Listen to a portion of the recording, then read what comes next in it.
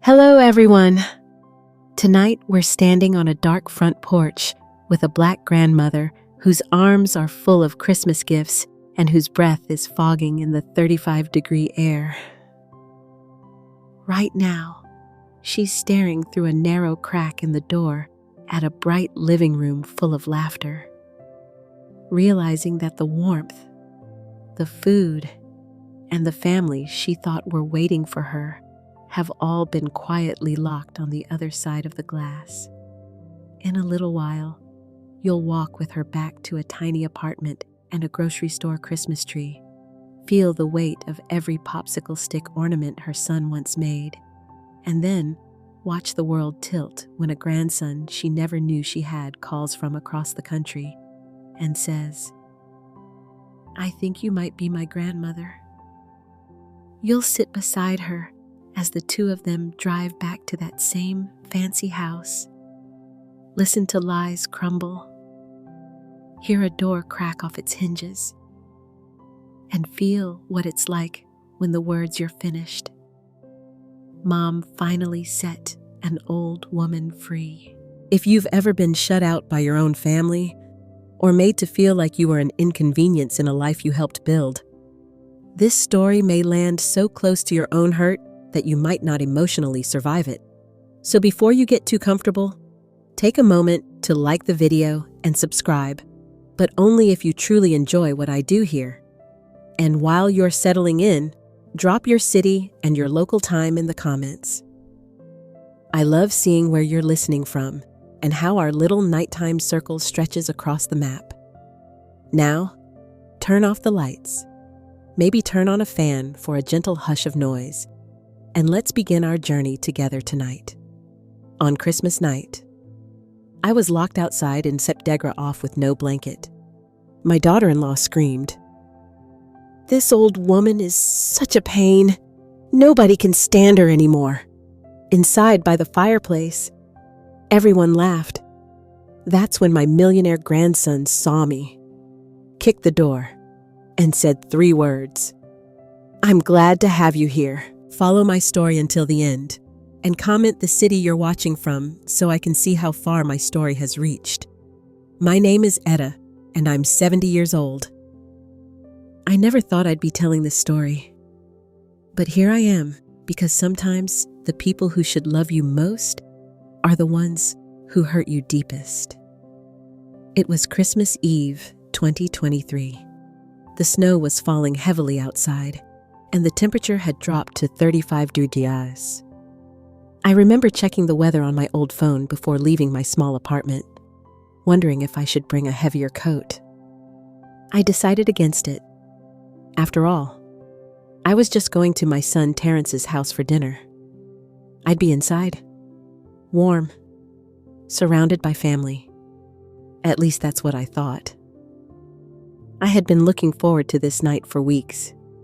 Terrence had called me 3 weeks earlier, his voice unusually warm over the phone. "Mom, Alana, and I want you to come for Christmas dinner this year. It's been too long." I felt my heart lift in a way it hadn't in years. My son, my only child, wanted me there. After months of short phone calls and excuses about being too busy, he was finally reaching out. I spent days preparing. I bought gifts for everyone. Even though my Social Security check barely covered my expenses, I found a beautiful scarf for Alana, hoping it might help bridge the gap between us. For Terrence, I got a photo album filled with pictures from his childhood, thinking he might enjoy the memories. I even bought a bottle of expensive wine, splurging on something I couldn't really afford. The drive to their house in the suburbs took longer than usual because of the weather. My old Honda struggled through the snow, but I was determined to make it. As I pulled into their driveway, I could see the warm glow of lights through the windows. The house looked perfect, like something from a Christmas card. I could hear laughter coming from inside, the sound of people enjoying themselves. I gathered my gifts and walked carefully up the icy walkway to the front door. Through the window, I could see my son Terrence sitting by the fireplace, a glass of wine in his hand. Alana was beside him, her blonde hair perfectly styled, wearing what looked like an expensive red dress. There were other people there, too. Faces I didn't recognize. But they all looked happy and warm. I knocked on the door, my heart beating with anticipation. I heard footsteps approaching, and then the door opened just a crack. Alana's face appeared, but her expression wasn't welcoming. It was cold, almost annoyed. "Etta," she said, not even bothering with the greeting. "What are you doing here?" I felt confused. "Terrence invited me for dinner." "Christ dinner? We talked about it 3 weeks ago." She looked back into the house, then stepped outside, pulling the door nearly closed behind her. The cold air hit me immediately, and I realized how thin my coat really was. "Look," Alana said, her voice low but sharp. "Tonight isn't a good night. We have important guests here, Terrence's business partners and their families. It's not really appropriate for you to be here." I felt like I'd been slapped, but Terrence invited me. He specifically asked me to come. "Terrence says a lot of things," Alana replied, her eyes hard. "He feels sorry for you, but that doesn't mean you should just show up and expect to be included in everything."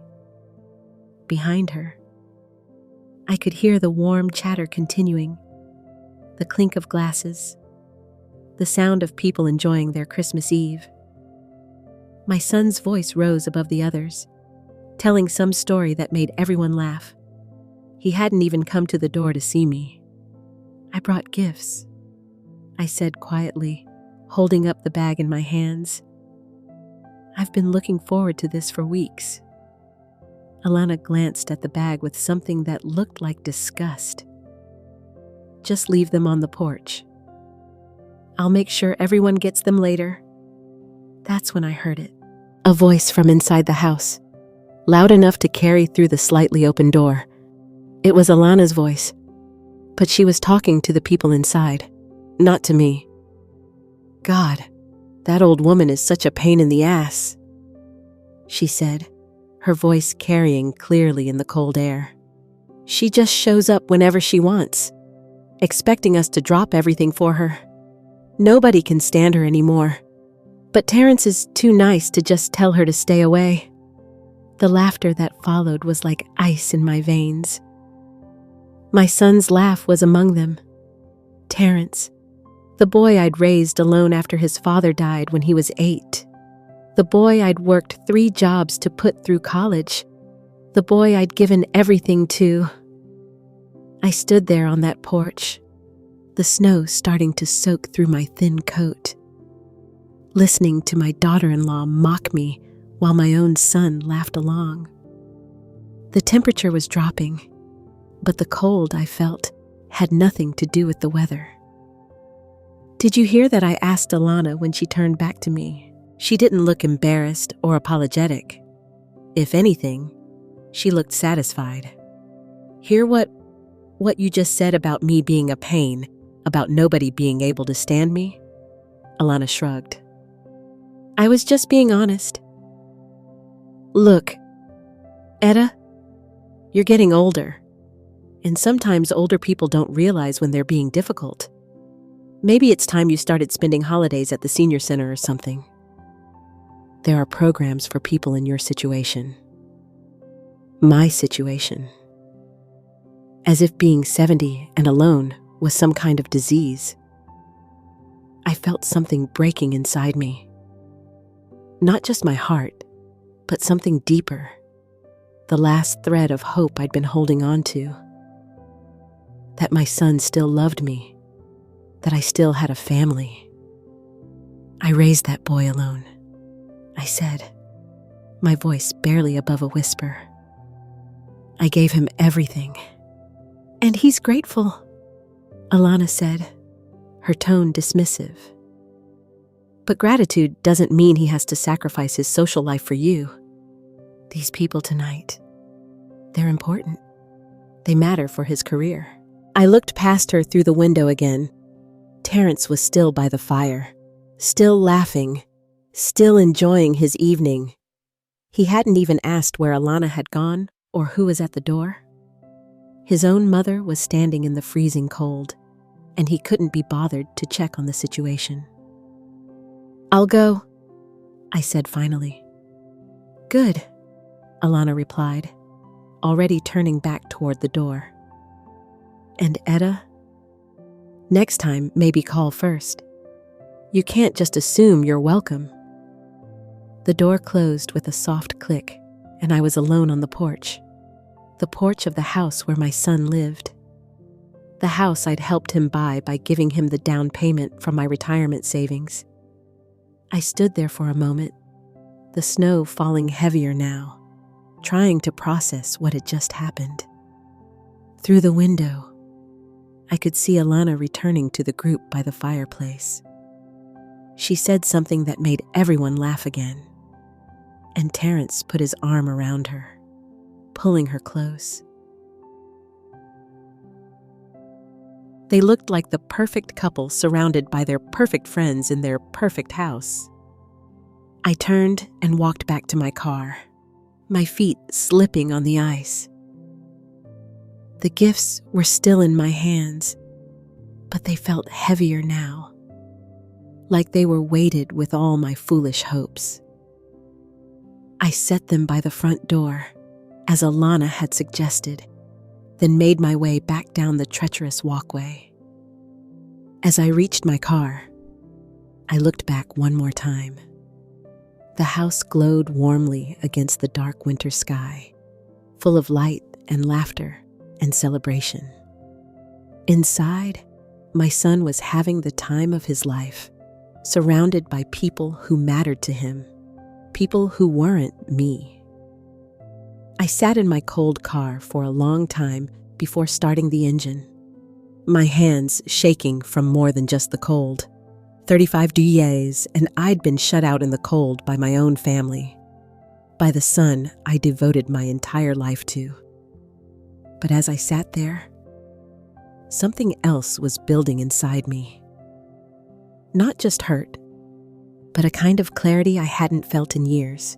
Because while Alana thought she had won, while she thought she had successfully pushed the troublesome old woman out of their lives, she had no idea what she had actually done. She had no idea that in 3 days, someone was going to show up at that same front door. Someone who would change everything. Someone who had been looking for me for months and who was about to discover exactly how his stepmother had been treating the grandmother he'd never been allowed to meet. The drive home from Terrence's house that Christmas Eve was the longest 20 minutes of my life. Every red light felt like an eternity to sit with my thoughts. Every turn, a reminder that I was driving away from the only family I had left. By the time I reached my small apartment, the snow had piled up on my windshield wipers, and my hands were so cold I could barely grip the steering wheel. I sat in the parking lot of my apartment complex, staring up at the dark window of my unit on the second floor. Mrs. Wilkins's apartment next door had Christmas lights twinkling in her window, and I could see the blue glow of her television through the thin curtains. At least someone was having a peaceful Christmas Eve. As I climbed the stairs to my apartment, each step felt heavier than the last. The hallway smelled like pine saw and the lingering aroma of someone's Christmas cookies. I fumbled with my keys, my fingers still numb from the cold, and finally got the door open. My apartment felt impossibly quiet after the warmth and laughter I'd heard through Terrence's window. I turned on the small lamp by my chair and looked around at my modest living space. The tiny Christmas tree I'd bought at the grocery store sat in the corner, decorated with ornaments I had collected over 40 years of Christmases. Most of them were handmade things Terrence had given me when he was little. Popsicle stick angels, paper snowflakes, a clay handprint from when he was 6 years old. I sank into my recliner and closed my eyes, but all I could see was Alana's cold face, hear her dismissive voice. Nobody can stand her anymore. The words played over and over in my head like a broken record. But as I sat there in the quiet, my mind began to drift back to when things were different, back to when Terrence needed me, when I was the most important person in his world, back to when being his mother was enough. Terrence was born on a rainy Tuesday in April 1982. His father, Leon, held him first. This tiny red-faced baby with the strongest lungs in the maternity ward. Leon looked at me over our son's head and said, "Etta, we made something perfect." I remember thinking that nothing in my life would ever be as important as taking care of this little person. For the first 8 years of Terrence's life, we were a complete family. Leon worked at the auto plant, and I worked part-time at the elementary school, so I could be home when Terrence got off the school bus. We weren't rich, but we were happy. Leon would come home from work covered in grease and motor oil, and Terrence would run to him like he was a hero returning from war. Then Leon had the heart attack. 42 years old, no warning signs, just collapsed in the parking lot after his shift. By the time the paramedics got him to the hospital, it was too late. Terrence was 8 years old, and suddenly it was just the two of us. I remember the night after the funeral. Terrence crawled into bed with me, his little body shaking with sobs. "Is Daddy coming back, Mommy?" he asked, and I had to tell him no, that it was just going to be us now, but that we were going to be okay. I promised him we were going to be okay. Keeping that promise nearly killed me. Leon's life insurance policy barely covered the funeral expenses, the mortgage on our house, the car payment, the regular bills.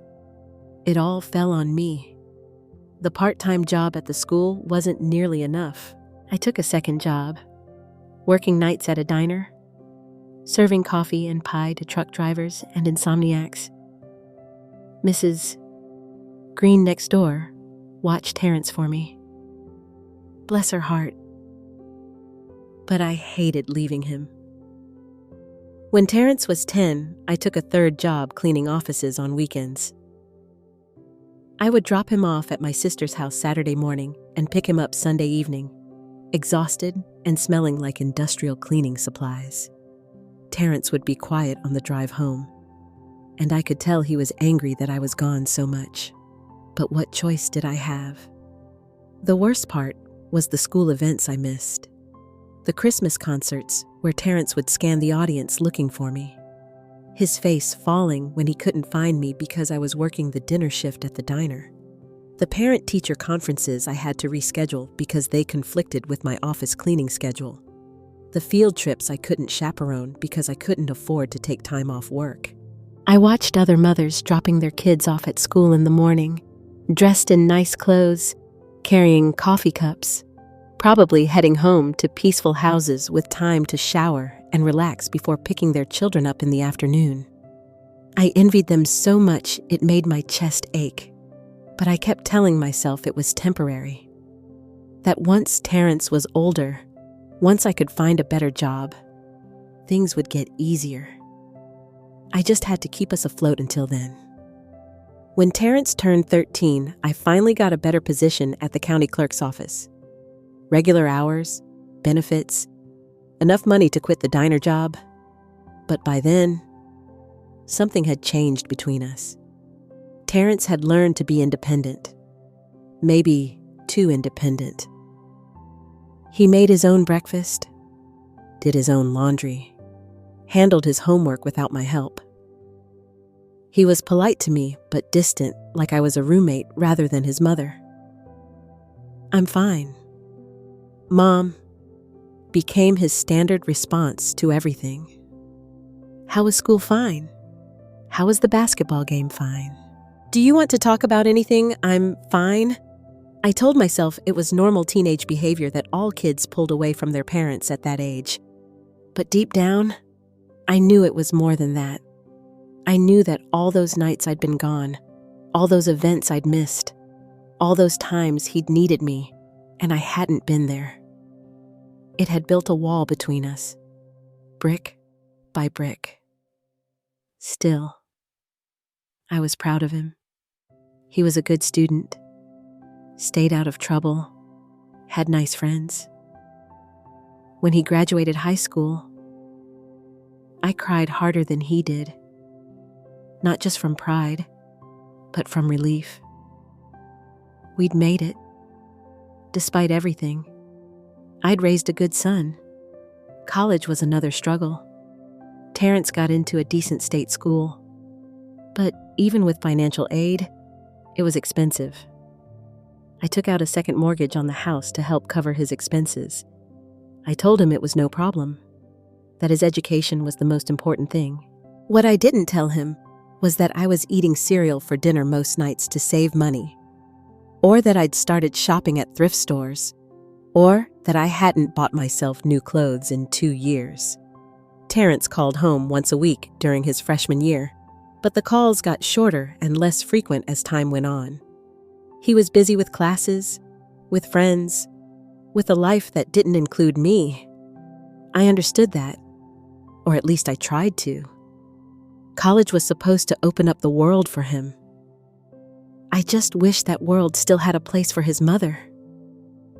When he graduated, I used the last of my savings to buy a plane ticket to attend the ceremony. I sat in the bleachers with hundreds of other proud parents watching him walk across that stage in his cap and gown. He looked so handsome, so confident, so grown up. When they called his name, I cheered louder than anyone else there. After the ceremony, Terrence found me in the crowd. He gave me a hug and said, "Thanks, Mom, for everything." For just a moment, it felt like we were close again, like all the sacrifices had been worth it. Then he told me he'd gotten a job in another state, a good job with opportunities for advancement. He'd be leaving in 2 weeks. I smiled and told him how proud I was, how excited I was for him. I didn't tell him that I'd been hoping he might move back home for a while, that I'd been looking forward to having him close again. I didn't tell him that the house felt too big and too quiet with just me in it, or that I'd been talking to his picture on the mantelpiece some evenings because I missed conversation. Terrence called less frequently after he moved away. Every few months, maybe. The conversations were pleasant but brief. He was doing well at work, had made some friends, was thinking about buying a condo. He sounded happy, which was what mattered. Then 3 years ago, he called with big news. He was getting married. Her name was Alana, and she was wonderful. And they were having the wedding in her hometown because her family was paying for most of it. He hoped I could make it, but he understood if the travel was too expensive. I used my entire tax refund to buy a plane ticket and a dress for the wedding. Alana was beautiful, I had to admit. Blonde, sophisticated, well-educated. She came from money. I could tell immediately. Her family's house was the kind of place I'd only seen in magazines. At the wedding reception, I sat at a table with some of Terrence's college friends, who were polite, but clearly saw me as an obligation. Alana's family barely acknowledged me. When people asked how I knew the groom, I said proudly, "I'm his mother." But I could see in their faces that I didn't look like what they expected. I I was wearing a dress from Walmart and shoes that were comfortable rather than fashionable. I didn't fit into their world. Alana was polite to me that day, but even then, I could sense her discomfort. When Terrence introduced us, she smiled and said all the right things, but her eyes were calculating, measuring. I could see her taking inventory of my clothes, my accent, my mannerisms, and finding them all lacking. After they moved in together, Terrence's calls became even less frequent. When I did hear from him, Alana was always there, and I could tell she was listening to every word. The conversations became stilted, careful. Terrence stopped mentioning visits home, stopped asking about my health or my life. Last year, when I had pneumonia and was in the hospital for a week, I called to tell him. Alana answered the phone and said Terrence was at an important business dinner, but she'd give him the message. He never called back. When I finally reached him 3 days later, he seemed surprised. Alana didn't tell me you were sick, Mom. She said you'd called, but that it wasn't urgent. That should have been my first clue about who I was dealing with, but I made excuses for her. Told myself she was just protective of Terrence's time. I didn't want to believe that my son had married someone who saw me as a threat to be neutralized. Sitting in my quiet apartment that Christmas Eve, still cold from standing on their porch, I finally let myself see the truth I'd been avoiding for years. Alana hadn't just married my son. She'd systematically worked to erase me from his life. And Terrence had let her do it. All those years of sacrifice, of working myself to exhaustion, of putting his needs before my own. It had led to this moment, to standing in the cold while my son laughed at jokes about what a burden I was. But as I sat there in my chair, looking at the Christmas ornaments Terrence had made with his little hands all those years ago, I realized something else. I might have been a fool to give everything for someone who no longer wanted it. But I wasn't the only fool in this story. Because tomorrow, someone was going to knock on Terrence and Alana's door. Someone who was going to turn their perfect little world upside down. Someone who had no idea what kind of woman his stepmother really was. The days after Christmas passed in a gray blur. I went through the motions of my routine.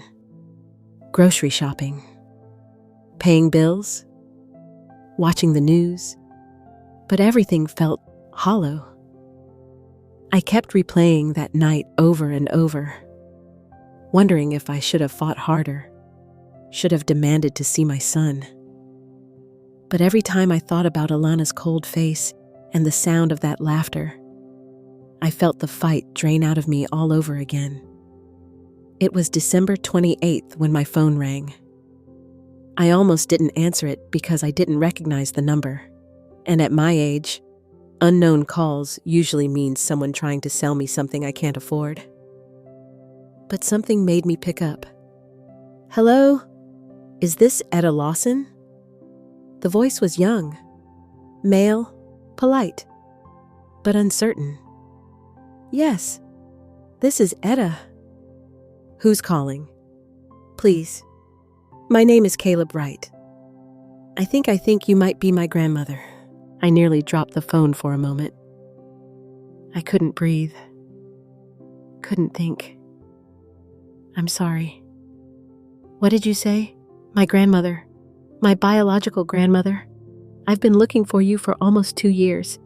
I sank into my kitchen chair, my heart pounding. I don't understand. Who are your parents? My mother is Alana Wright. Well, Alana Lawson now. She married your son, Terrence, about 3 years ago, but she's been married before.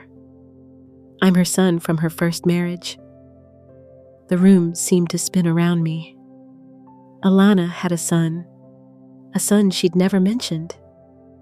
Not once in the 3 years since she'd married Terrence. A grandson I never knew existed. "How old are you?" I managed to ask. "I'm 25. I live in Seattle, work in tech."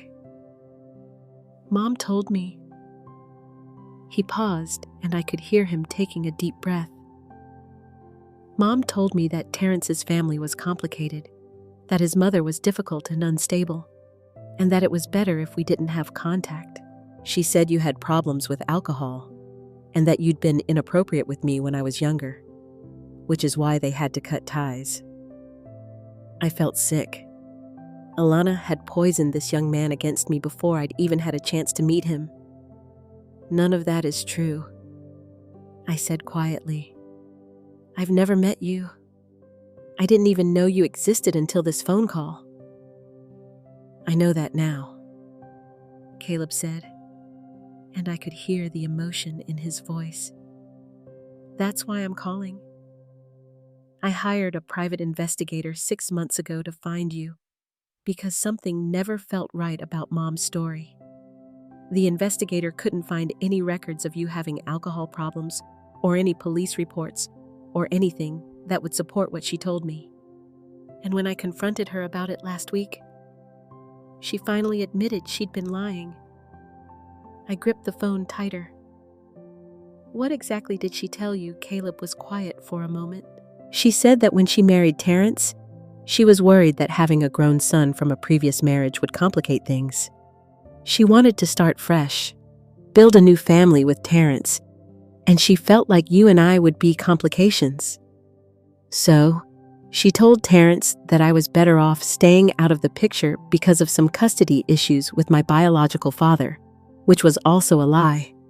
And she told me that you were dangerous, and that Terrence supported keeping us apart." The cruelty of it took my breath away. Alana had systematically removed both Caleb and me from Terrence's life, isolating him from family he didn't even know he had. She'd built her perfect little world by erasing the people who might complicate it. "Where are you now?" I asked. "I'm actually here in town. I flew in yesterday. I was planning to drive over to Mom and Terrence's house today to confront them both. But I wanted to talk to you first. I wanted to hear your side of things. Caleb," I said, my voice shaking, "I would very much like to meet you, but I need you to know something first. Your mother and I, we don't get along. She's made it very clear that I'm not welcome in their lives. Just 3 days ago, she wouldn't even let me into their house for Christmas dinner." "What do you mean she wouldn't let you in?" So, I told him. I told him about the phone call from Terrence, about driving through the snow to get there, about standing on that porch in the cold while Alana told me I wasn't wanted. I told him about the cruel things she'd said, about the laughter I'd heard through the door, about how my son had let it all happen without even coming to see what was going on. Caleb was quiet while I talked, but I could hear his breathing getting heavier, more agitated. When I finished, he was silent for a long moment. "Jesus Christ," he finally said. "I'm so sorry. I had no idea it was that bad. It's not your fault, sweetheart. You didn't know, but I should have. I should have tried harder to find you sooner. I let her convince me for too long that staying away was the right thing to do. You were protecting yourself. That's what children do when adults lie to them. Even grown children. I want to meet you," Caleb said firmly. "Today, right now, if you're willing, and then I want to go to their house together. I want them to see that their lies didn't work." An hour later, I heard a car door slam in my parking lot. I looked out my window and saw a tall young man getting out of a rental car. looking around at the apartment complex like he was trying to find the right building. I waved from my window, and he looked up and smiled. Even from that distance, I could see he had Terrence's eyes. When I opened my apartment door, Caleb was standing there, holding a bouquet of flowers and looking nervous. He was handsome in a quiet way, with dark hair and those familiar brown eyes. He was dressed casually but nicely, jeans and a sweater that probably cost more than I spent on clothes in 6 months. But his smile was warm and genuine. "Hi, Grandma," he said, and I started crying right there in my doorway. "Oh, honey," I said, reaching for him. "Come here." He hugged me, and I was struck by how tall he was, how solid. This was my grandson, this lovely young man I'd been robbed of knowing for 25 years. "I can't believe this," I said, wiping my eyes as I led him into my apartment. "I can't believe I have a grandson." Caleb looked around my small living space, taking in the modest furniture, the tiny Christmas tree, the photos of Terrence covering nearly every surface. His expression was sad, but not pitying. "Tell me about yourself," I said, gesturing for him to sit on my little couch. "What do you do in Seattle? Are you married? What do you like to do?"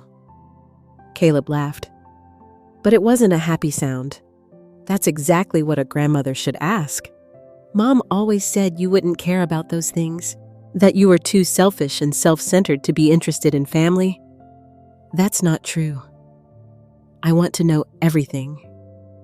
So, he told me. He worked for a software company developing security systems. He'd graduated from the University of Washington with a computer science degree. He wasn't married, but had been dating someone seriously for 2 years. He liked hiking, cooking, and reading mystery novels. He owned a condo in Capitol Hill and a dog named Murphy. I always felt like something was missing. He said, "Mom remarried when I was 15, and don't get me wrong, Terrence seems like a decent guy. But I always wondered about having grandparents, having extended family. Mom would get weird whenever I asked about it, change the subject, or get angry. She said her parents were dead and that Terrence's family was too problematic to deal with. What about your biological father's family? Dad died when I was 12. Car accident. His parents had died when he was young, so it really was just Mom and me for a while. That's why I was so excited when she married Terrence. I thought maybe I'd finally have a bigger family. But Alana made sure that didn't happen." "Yeah. And the crazy thing is, I make good money. Really good money. I could have been helping you, spending time with you, being part of your life. Instead, I've been living in Seattle, thinking my grandmother was some kind of unstable person who didn't want anything to do with me." I reached over and took his hand. "You're here now. That's what matters." Caleb squeezed my hand and looked around the apartment again. "Grandma, can I ask you something personal?" "Of course." "Are you okay financially, I mean?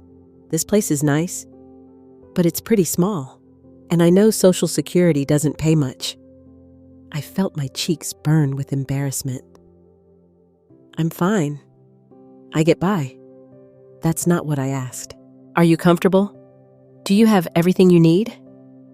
I looked at this young man, this stranger who was my family, who was showing me more concern in one afternoon than my son had in years. "I'm careful with money. I don't need much." Caleb's jaw tightened. "Do you know that Terrence and Alana live in a house worth $500,000? Do you know that Terrence drives a BMW and Alana drives a Mercedes?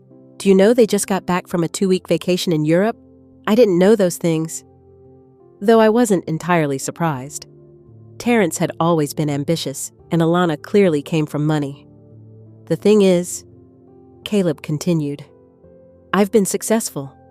I've been lucky and worked hard, and I'm doing really well for myself for years. I've been sending Mom money for things, helping with expenses, paying for those vacations. I thought I was helping my family, but now I'm wondering if any of that money ever made its way to you. Caleb, you don't need to worry about that, but I do. You're my grandmother. You should be comfortable. You should be secure. And instead, you're living in a one-bedroom apartment, worrying about bills, while my mother is living in luxury with money that could have been helping you. I didn't know what to say to that. The idea that there might have been help available all along, that Alana had deliberately kept Caleb's support away from me, was almost too painful to process. Are you ready to go over there? Caleb asked, standing up because I have some things I need to say to them, and I want them to see that their lies didn't work. I want them to see that you and I found each other despite everything they did to prevent it. I looked at my grandson, this confident young man who'd been stolen from me for 25 years, who was now ready to fight for me in a way my own son never had.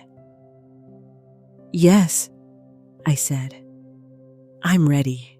But as we drove toward Terrence and Alana's house, I couldn't help wondering what we were walking into, because people like Alana don't give up their power easily. And Terrence had already shown me which side he was on. I was terrified that even with Caleb beside me, I was about to be hurt all over again. I had no idea that what was waiting for us at that house was going to change everything. The drive to Terrence's house felt both too long and too short. Caleb drove confidently through the suburban streets, but I could see his hands gripping the steering wheel tighter as we got closer. I sat in the passenger seat, my stomach churning with a mixture of anticipation and dread. Are you sure about this? I asked as we turned onto Terrence Street. Maybe we should call first. No, Caleb said firmly. I want to see their faces when they realize what they've done. I want them to have to explain themselves without having time to prepare their excuses. As we pulled into the driveway, I could see Terrence's BMW in the garage and Alana's white Mercedes parked beside it. They were both home. Through the living room window, I could see the aftermath of their Christmas celebration. Fancy wine glasses still on the coffee table. Expensive-looking floral arrangements on the mantel. The house looked even more impressive in daylight with its perfect landscaping and pristine paint job. Nice house, Caleb said, but his tone was bitter. Built with my money. Apparently. We walked up to the front door together, and I felt a strange sense of déjà vu from just 4 days earlier. But this time, I wasn't alone. This time, I had someone on my side. Caleb rang the doorbell, and we waited. I could hear footsteps approaching, and then the door opened. It was Terrence wearing a casual sweater and looking relaxed like he'd been having a peaceful afternoon. When he saw me, his expression immediately became guarded. But when his eyes shifted to Caleb, he looked confused. Mom, Terrence said carefully. What are you doing here? And who is this? Before I could answer, Alana appeared behind Terrence. And the moment she saw Caleb, her face went completely white. She grabbed Terrence's arm, her perfectly manicured nails digging into his sweater. Caleb, she breathed, and I could hear the panic in her voice. What are you doing here? Hello, Mom, Caleb said, his voice cold as ice. I thought it was time I met my step-grandmother. You know, the one you told me was dead. Terrence looked confused, his eyes darting between Caleb and Alana. I'm sorry. I don't understand. Alana, who is this? This is my son, Alana said quietly, not taking her eyes off Caleb. My son from my first marriage. The look of shock on Terrence's face was almost comical. Your son. You told me you didn't have any children. I told you it was complicated, Alana said, her voice shaking. That he was better off with his father's family. His father is dead, Caleb said bluntly. Has been for 13 years, and there is no father's family. There's never been anyone but you and me. And then Terrence, when you married him, except you decided I didn't fit into your new perfect life. I watched Terrence's face as the reality of the situation began to sink in. His wife had been lying to him for 3 years about having a son, a grown son who was standing on their doorstep, clearly angry and hurt. Can we come in? Caleb asked, though it wasn't really a request. We have some things to discuss. Alana looked like she wanted to refuse, but Terrence stepped aside, still looking stunned. We walked into their beautiful living room, and I couldn't help but notice how different it felt from the inside. Everything was expensive and perfectly arranged, but it felt cold, like a showroom rather than a home. Sit down, Mom, Caleb said to Alana, and his tone made it clear it wasn't a suggestion. Alana perched on the edge of the couch like she was ready to flee at any moment. Terrence remained standing, running his hands through his hair. I don't understand any of this, Terrence said. Alana, why didn't you tell me you had a son? Why did you lie about it? Alana looked at me with pure hatred in her eyes. Because I knew this would happen. I knew she would try to turn you against me, try to make problems in our marriage. She didn't even know I existed until today, Caleb said. Because you told me she was dangerous and unstable, and you told Terrence I was better off staying away. You isolated both of us so you could have your perfect little family without any complications. Terrence looked at me, then back at Caleb. Is this true, Alana?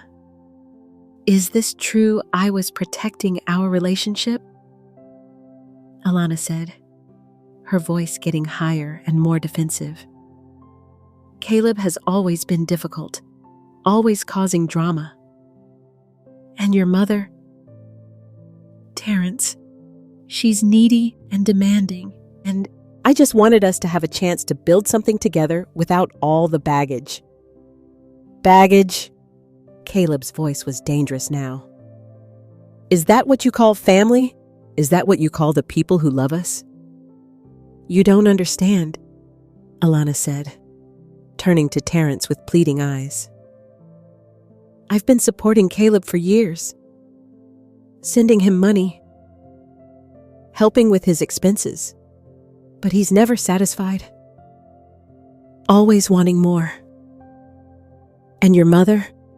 She's constantly calling, always needing something. I was just trying to protect you from all of that stress. I felt like I'd been slapped. Alana, you've never given me a penny. And I barely call Terrence at all anymore because you made it clear I wasn't welcome. That's not true, Alana said, but her voice lacked conviction. Caleb laughed, but there was no humor in it. Actually, let's talk about money. Mom, let's talk about the $50,000 I've given you over the past 3 years. The money I thought was helping our family, helping with expenses, maybe helping my new step-grandmother if she needed anything. Terrence's eyes widened. $50,000? Alana, what is he talking about? Alana's face was getting redder by the minute. Caleb is exaggerating. It wasn't that much. Caleb pulled out his phone and started scrolling through what looked like bank records. Let's see. December 2023, $5,000 for Christmas expenses. October 2023, $3,000 for home repairs. August 2023, $4,000 for medical bills. Should I keep going? Mom. Those were legitimate expenses, Alana said desperately. What medical bills? Terrence asked sharply. We have excellent insurance. What home repairs cost $4,000 that I don't know about? Caleb looked at me, then back at Alana. Here's what I think happened. Mom, I think you've been taking my money and using it to fund your lifestyle with Terrence. The vacations, the expensive dinners, the designer clothes, and you've been telling me it was for family expenses while you were actively working to keep me away from the family. And while you were living in luxury with Caleb's money. I said quietly. You were telling everyone what a burden I was. You were making sure I spent Christmas Eve alone in the cold while you laughed about me with your friends. Terrence turned to look at me, and for the first time in years, I saw something like shame in his eyes. Mom, what are you talking about? So, I told him. I told him about Christmas Eve, about standing on his porch in 35-degree weather, while Alana told me I wasn't welcome. I told him about hearing her call me a pain in the ass, about hearing him laugh along with the cruel jokes. I told him how it felt to drive home alone on Christmas Eve, knowing that my son had chosen his wife's comfort over his mother's dignity. When I finished, the room was completely silent. Terrence was staring at Alana with an expression I'd never seen before, a mixture of horror and disgust.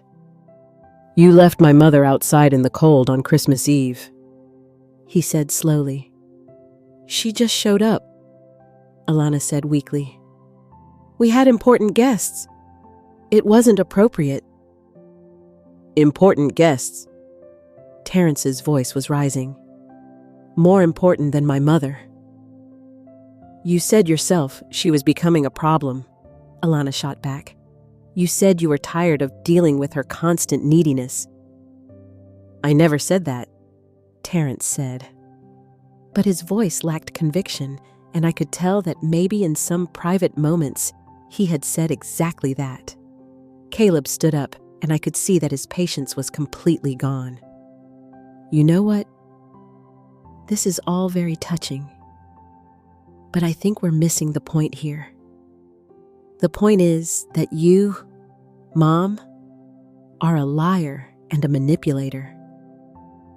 You lied to me about having a step-grandmother. You lied to Terrence about having a son. You took my money under false pretenses, and you treated an elderly woman like garbage on Christmas Eve while living off money I sent to help the family. He walked over to where Alana was sitting and looked down at her. But the thing that really gets to me, the thing I can't forgive, is that you robbed me of 25 years with my grandmother. 25 years of birthdays and holidays and conversations and memories. You stole that from both of us because it didn't fit into your perfect little fantasy. Alana was crying now, but they weren't tears of remorse. They were tears of frustration and anger at being caught. You don't understand the pressure I was under. I was trying to make this marriage work, trying to blend our lives together. Having complications would have ruined everything. Complications, I said, standing up as well. Is that what you call love? Is that what you call family? That's when something in Caleb snapped. He walked over to the front door, and to my complete shock, kicked it open so hard that it banged against the wall. The sound echoed through the house like a gunshot. Caleb?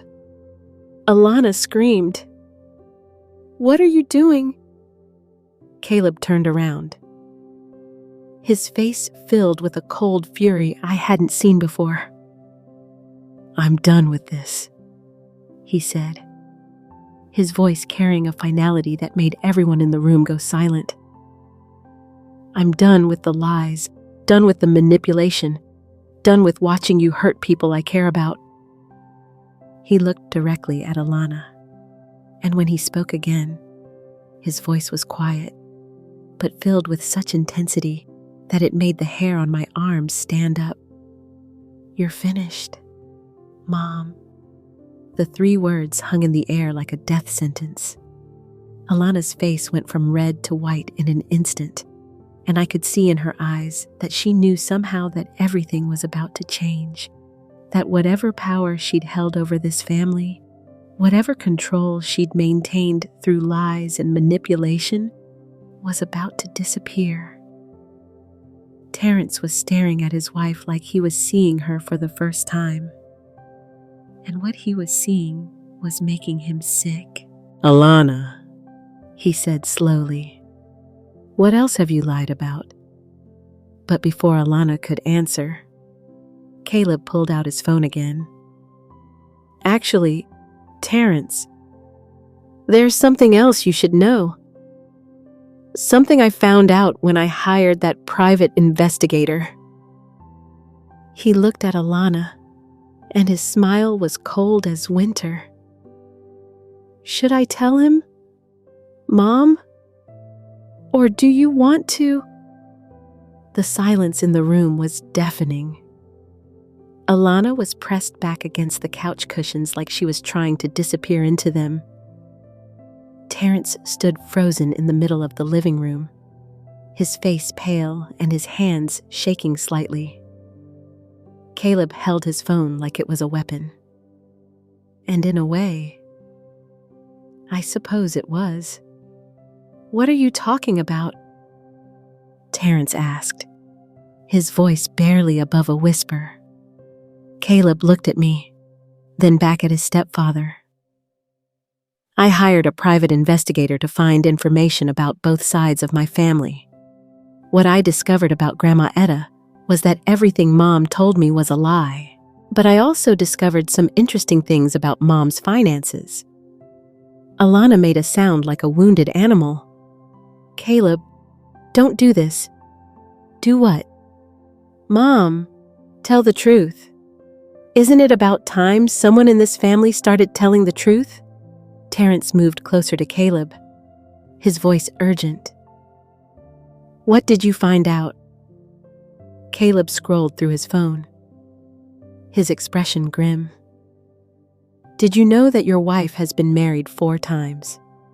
Terrence, not once, like she told you. 4 times I felt my knees go weak. 4 marriages Alana had told Terrence she'd only been married once before. To Caleb's father. "That's impossible," Terrence said, shaking his head. "Alana told me about Caleb's father. She said he was her first husband, that he died in a car accident." "Oh, Caleb's father did die in a car accident," Caleb said. "But he was husband number 3. Not number 1. Husband number 1 was when she was 19, lasted 8 months. Husband number 2 lasted 2 years, ended when she cleaned out his bank account and disappeared. My father was number 3, and there was a 4th husband between my father's death and meeting you." Alana was openly sobbing now, but Caleb didn't stop. Each marriage followed the same pattern. She'd find a man with money or potential, charm him into marrying her quickly, gain access to his finances, and then either drain his accounts or wait for him to die. In the case of husband number 4, a 60-year-old widower named Robert Chen, she convinced him to add her to his life insurance policy 6 months before he conveniently died of a heart attack. Terrence staggered backward like he'd been punched. "You're lying. You have to be lying." Caleb held up his phone. "It's all here." Terrence. Marriage certificates, divorce records, bank statements the investigator obtained legally. Your wife is a professional. You're not her victim. You're her mark. I felt sick. This woman, this creature who had destroyed my relationship with my son, who had kept me from knowing my grandson, who had treated me like garbage. She was a predator. She had married Terrence not because she loved him, but because she saw him as another opportunity. "How much of my money has she taken?" Terrence asked, his voice hollow. "Well, that's where it gets interesting," Caleb said. "See, I think she was planning to take her time with you. You're younger than her usual targets. Still working, still earning. I think the plan was to slowly drain your accounts over several years, maybe get herself added to your life insurance. Wait for the right moment. But then I started sending money, and that accelerated her timeline." He pulled up what looked like bank records on his phone. "Every dollar I sent for family expenses went straight into a private account she set up 6 months after marrying you. She's been stockpiling money. Terrence, my money and yours." How much Terrence's voice was getting louder now. Anger replacing shock.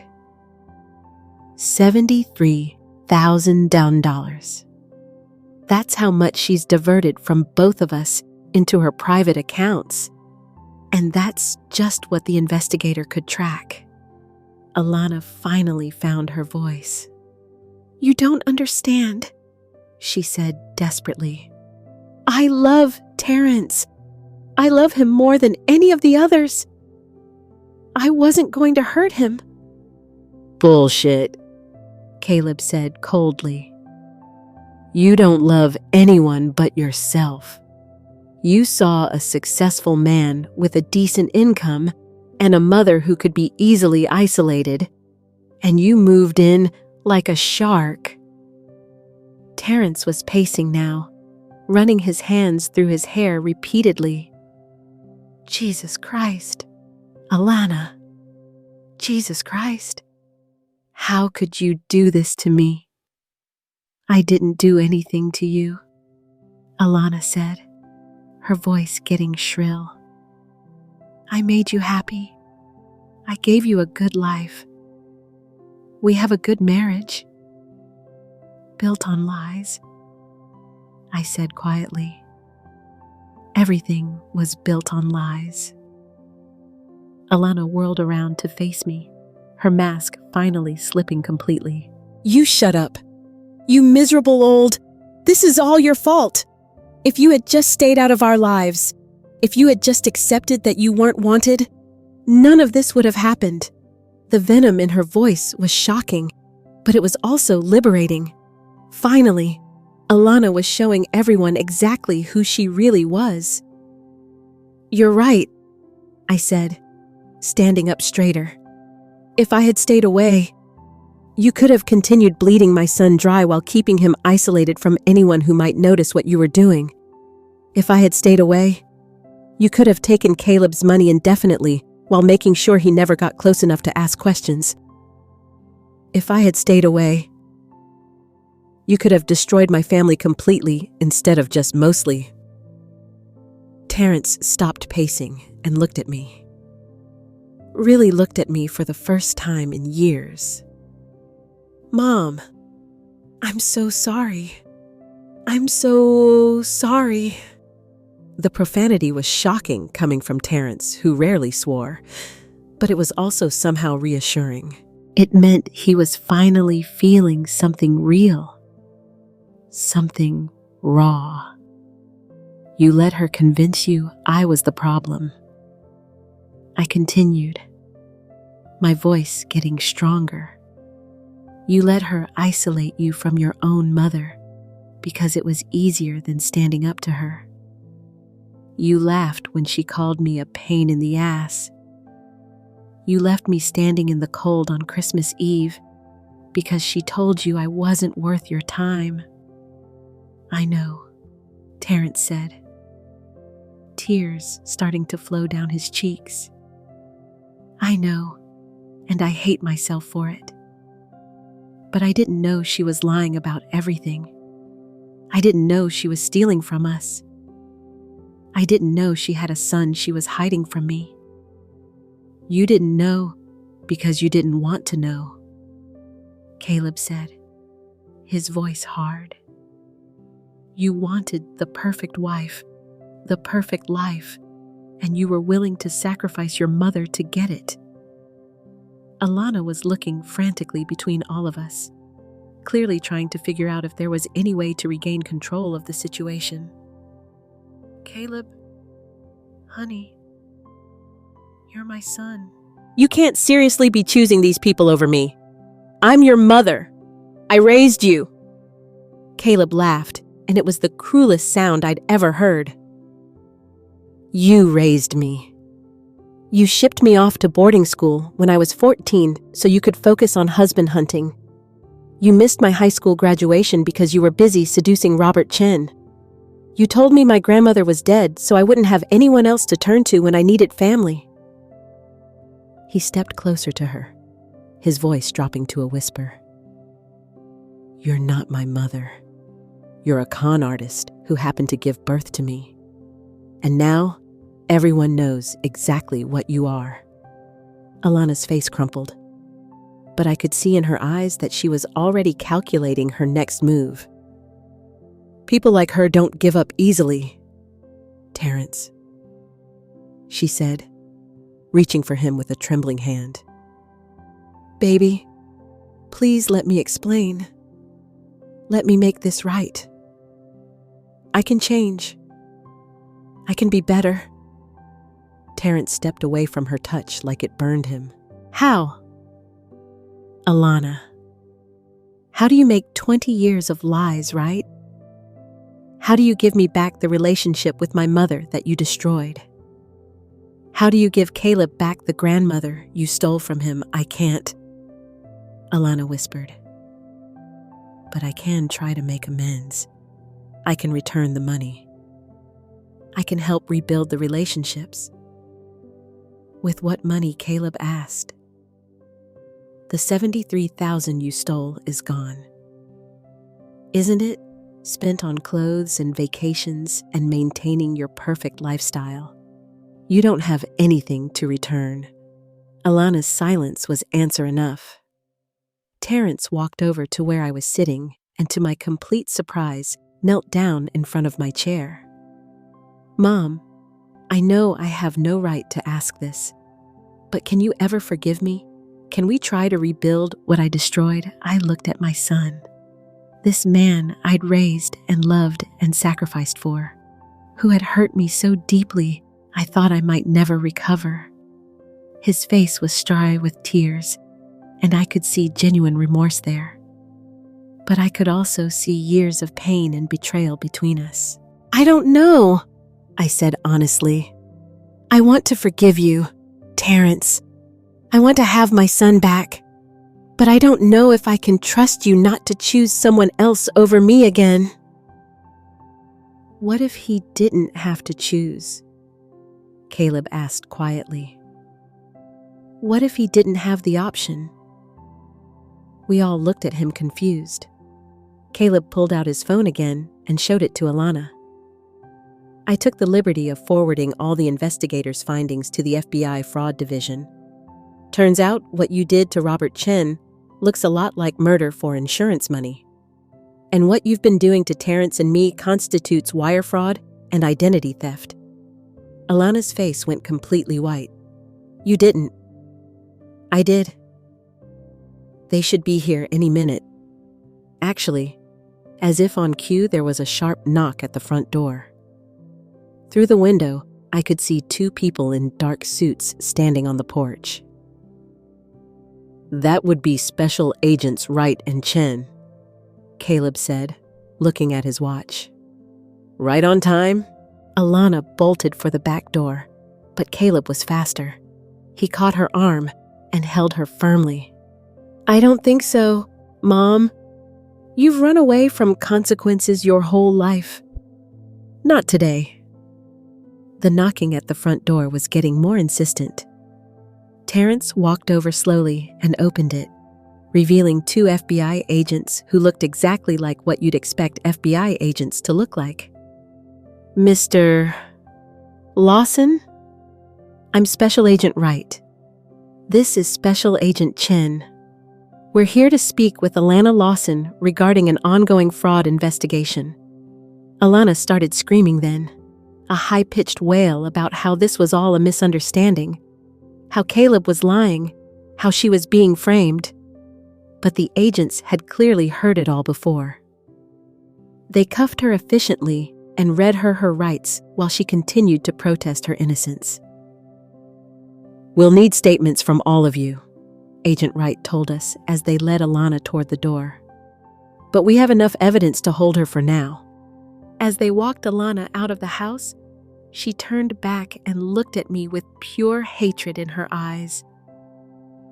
This isn't over. You miserable old, she snarled. I'll find a way to make you pay for this.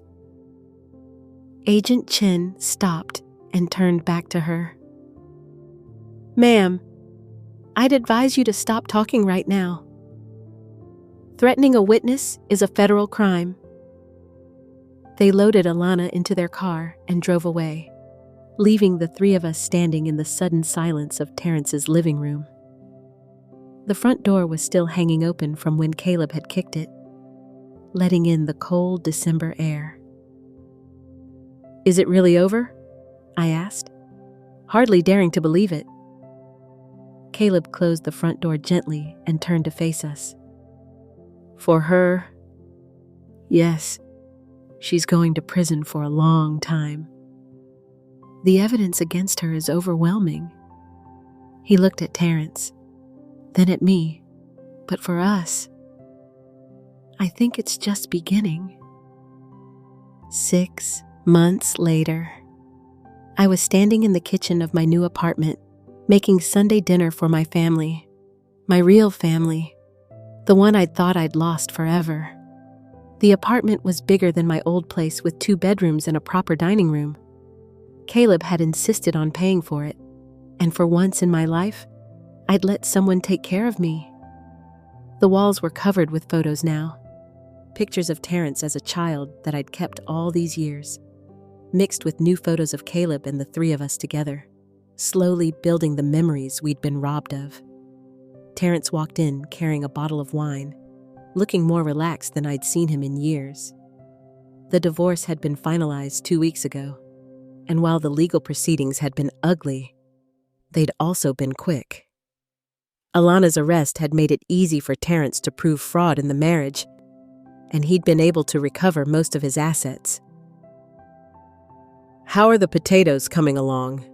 He asked, peering over my shoulder at the stove. Almost ready? Where's Caleb? On the phone with his girlfriend. I think he's trying to convince her to move down here from Seattle. I smiled.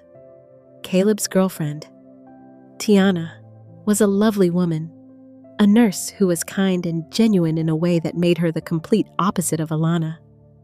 She'd visited twice in the past few months, and I could see why Caleb was smitten with her. I hope she says yes, I said, stirring the gravy. I'd like to have more family close by.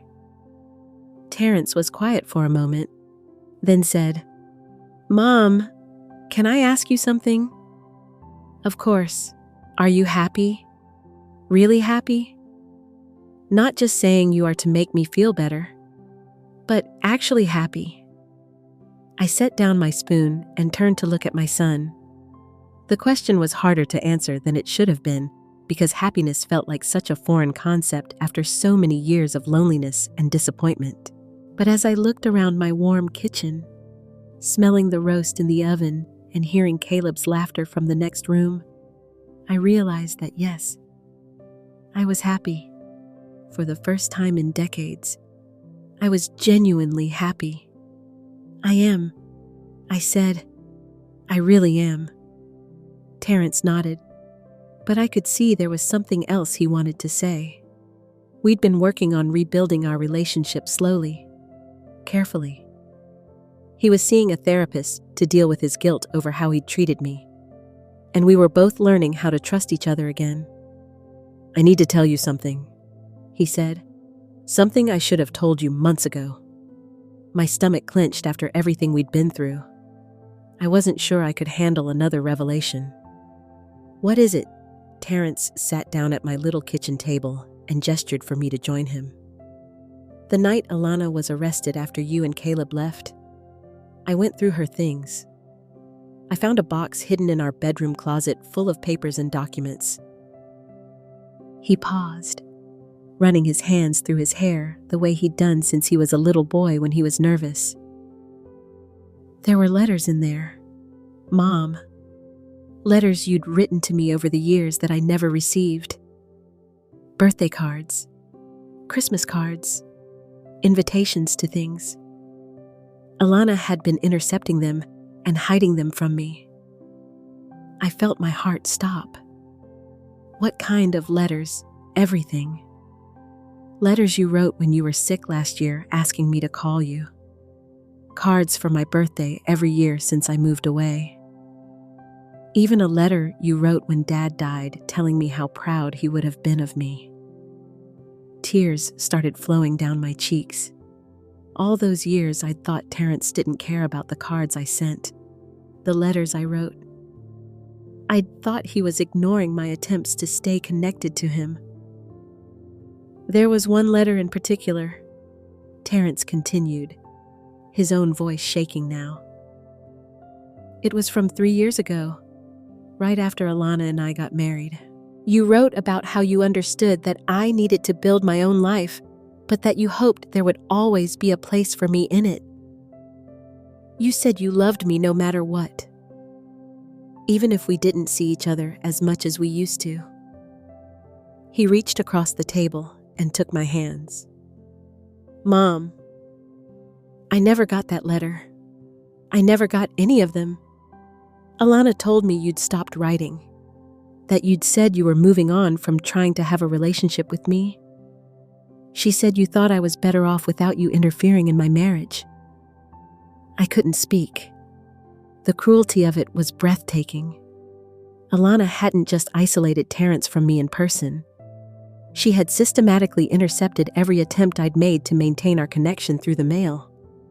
"There were other things, too," Terrence said, records showing that she'd been telling people at my work that you were unstable, that you'd been calling and harassing us.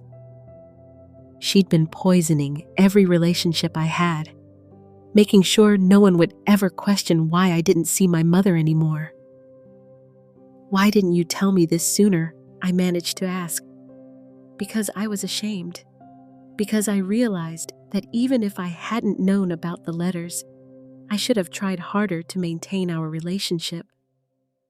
I let her convince me that it was normal for a man to drift away from his mother after marriage. I let her make me believe that choosing her over you was what mature men did. Caleb appeared in the kitchen doorway, having apparently finished his phone call. "Tiana's moving here," he announced, then stopped when he saw our faces.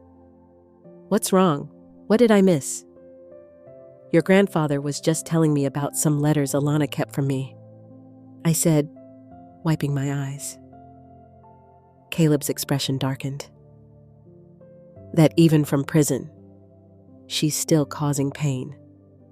"Caleb," I said gently, "don't let her poison your heart. She's not worth the energy it takes to hate her." "How can you be so forgiving?" Caleb asked, sitting down at the table with us. "She destroyed 25 years of our relationship. She stole decades from us." I thought about that for a moment. She did steal years from us, but she didn't steal our future. We're here now together, and we have time to build something real.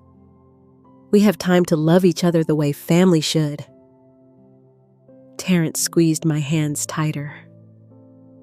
"I don't deserve your forgiveness."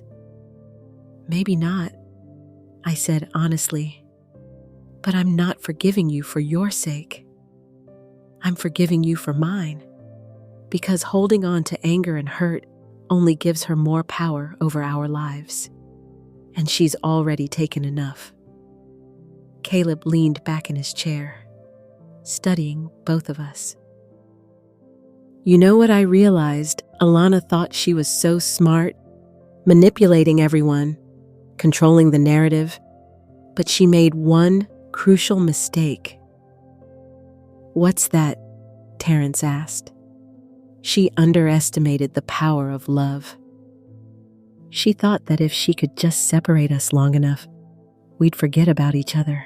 She didn't understand that real love doesn't just disappear. Even when it's buried under lies and manipulation, it waits. And when the truth finally comes out, that love is still there, maybe even stronger than before. The timer on the oven chose that moment to go off, breaking the emotional tension in the room. I got up to check the roast, grateful for a moment to compose myself. So, Tiana's really moving here? I asked Caleb, changing the subject to something happier. She got a job at the county hospital. She'll be here next month, and you're okay with that? Leaving Seattle? Starting over here? Caleb smiled, and I could see Terrence's eyes in his face. The same warmth I remembered from when my son was young. Grandma, I spent 25 years thinking I didn't have extended family. Now I have you and Terrence, and soon I'll have Tiana here, too. This isn't starting over. This is finally starting. As we sat down to dinner a few minutes later, I looked around the table at these two men who had become the center of my world.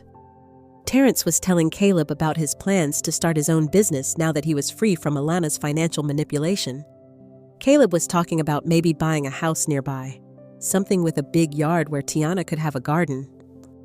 For dessert, I brought out a chocolate cake I'd made from scratch, and as I was cutting slices, Caleb pulled out his phone. I want to show you something, he said, scrolling through what looked like old documents. I've been working with a genealogist to put together a complete family tree. I wanted to know about Dad's family, about your family, about all the connections Alana tried to erase. He showed us photos of relatives I hadn't seen in decades, people I'd lost touch with over the years as I'd struggled to raise Terrence alone and then watched him drift away. Cousins who'd moved across the country, an aunt who died 5 years ago but had left behind children who still lived nearby. I've been in contact with some of them. Caleb said they want to meet us. They want to be part of our lives if we're interested. I felt overwhelmed by the possibility of it. For so long, it had just been me, isolated and alone. Then it had been just me and the fantasy of a relationship with Terrence that existed more in my mind than in reality. Now suddenly, there was the possibility of a whole network of family connections, of belonging to something larger than myself. Are you interested? Terrence asked me in reconnecting with the family. I think I'd like that, I said. I think it's time I stopped being afraid of getting hurt and started believing that good things can happen, too. As the evening wound down, Terrence and Caleb worked together to clean up the kitchen while I sat in my living room looking through the photo albums Caleb had brought. Pictures of relatives I barely remembered. Stories of family history I'd never known. Mom. Terrence appeared in the doorway, drying his hands on a dish towel. Caleb and I were talking, and we want to ask you something. What is it? We want to buy a house together, the three of us. Something big enough that we can all have our own space, but where we can be a real family. Caleb's got the down payment covered. I can handle the monthly payments, and you'd never have to worry about rent or utilities or any of that again. I stared at him. Terrence, I can't let you two do that. Why not? Because I'm 70 years old. Because you have your own lives to live. because you shouldn't have to take care of me." Caleb came into the room and sat down beside me on the couch. "Grandma, do you remember what you told me the first day we met, when I asked if you were okay financially?" I nodded. "You said you got by, that you didn't need much. But you know what I heard? I heard a woman who'd been strong for so long that she'd forgotten it was okay to let other people be strong for her sometimes." "We're not asking you to let us take care of you," Terrence added. "We're asking you to let us be a family. Real family. The kind where people take care of each other because they want to, not because they have to." I looked at these two men, my son and my grandson, who had been kept apart by lies, but had found their way back to me and to each other. I thought about all the years I'd spent alone, all the nights I'd eaten dinner in silence, all the holidays I'd spent watching other people's families from the outside. "Okay," I said quietly. "Let's be a real family." 3 months later, I was standing in the kitchen of our new house, making Sunday dinner again. But this time, Tiana was helping me, chatting about her job at the hospital while she chopped vegetables for the salad. Caleb and Terrence were out in the backyard, arguing good-naturedly about whether to plant tomatoes or peppers in the garden they were planning. The house was perfect for us. A big old Victorian with lots of character and enough bedrooms for everyone to have privacy, plus a guest room for when Tiana's family came to visit, or when we finally reconnected with those long-lost relatives Caleb had found. As I stirred the gravy, I caught a glimpse of myself in the kitchen window reflection. I looked older, of course, but also somehow younger than I had 6 months ago. My shoulders were straighter. My smile came easier, and there was a light in my eyes that had been gone for so long, I'd forgotten it was possible. "Etta," Tiana said, touching my arm gently. "Are you okay? You looked like you were somewhere else for a minute." I smiled at this young woman, who would soon be my granddaughter-in-law, who called me by my first name because she said, "Mrs." Lawson made her feel like she was talking to her grandmother, and she wanted me to feel like a friend. "I was just thinking," I said, "about how different everything is now. Different good or different scary." I looked out the window at Terrence and Caleb, who were now both kneeling in the dirt, apparently having decided to plant both tomatoes and peppers. They were laughing about something, and I could see the resemblance between them that had been hidden for so many years. Different. Wonderful. I said for the first time in my life. Different. Wonderful. That night, after Tiana had gone home and Caleb and Terrence had both retreated to their respective rooms, I sat on the front porch of our house with a cup of tea, looking up at the stars. The neighborhood was quiet, and I could hear the distant sound of traffic on the highway, people going about their lives, heading home to their own families. I thought about Alana, locked away in federal prison, probably still convinced that she was the victim in all of this. I wondered if she would ever understand the damage she'd done, or if she was already planning her next con for when she got out. But mostly, I didn't think about her at all. Because people like Alana thrive on attention, even negative attention. And the best revenge against someone who stole years of your life is to spend the remaining years being genuinely happy. I was 70 years old, and for the first time since my husband died, I wasn't afraid of the future. I had my family back, and they had me, and we were going to make the most of whatever time we had left together. As I finished my tea and got ready to go inside, I heard Caleb's voice through his bedroom window talking to Tiana on the phone. "I love you, too," he was saying, "and I can't wait for you to really be part of this family. Grandma's going to teach you how to make her famous pot roast. And Terrence is already planning to walk you down the aisle when we get married, since your dad can't be there." I smiled and headed inside. Tomorrow was Monday, which meant Terrence would go to work at his new business.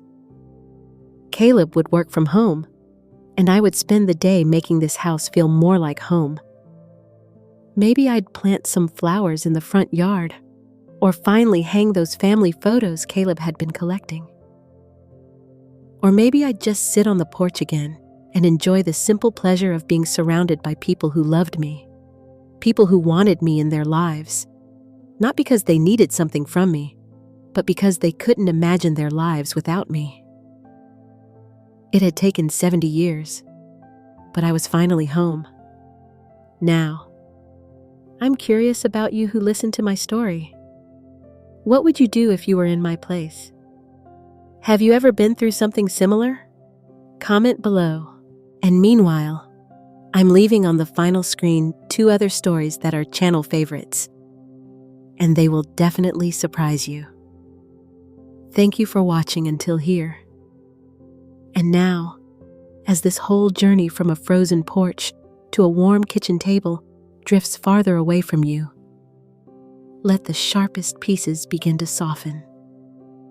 The slam of the door in her face, the sting of 35-degree air on her hands, the crack of a grandson's boot against that same door years later, all of it can start to blur now, like taillights fading down a quiet winter road. You've just spent time with a Black grandmother who was treated like an inconvenience in a life she helped build, who was left outside in the cold and told she was too much, and who still lived long enough to hear a young man call her grandma for the very first time. You watched her sit in a house she never thought she'd have, surrounded by the very family she was supposed to lose forever. Maybe something in your own chest ached as you listened, remembering nights you felt pushed aside, or holidays that hurt more than they healed. You're allowed to keep the strength of her courage and gently set down some of the bitterness that came with it. If anyone has ever made you feel like you were asking for too much just by wanting a seat at the table, let this settle over you like a warm blanket. You are not an extra in your own story. Your love is not a burden. Your presence is not a problem to be managed. So, wherever you are right now in bed, curled on the couch, or listening in the dark with your eyes already heavy, notice how your body starts to let go. Let your shoulders drop. Unclench your jaw. Let your hands rest instead of brace. Feel each breath come in slowly and leave even slower, like waves sliding in and out along a quiet, moonlit shoreline. You don't have to decide tonight who to forgive or how to fix your family story. For these next few moments, your only job is to breathe and let your thoughts drift farther and farther away, like snow falling softer and softer outside a window while the house inside stays warm. Let your heart hear this, almost like a whisper. You are not invisible. You are not too late. And you are not alone in how this feels. When your eyes are ready to close, let them. Let this story sink to the bottom of your mind like a smooth stone in deep, calm water. And as sleep moves toward you, rest in the quiet truth that you matter, just as you are, exactly where you are tonight.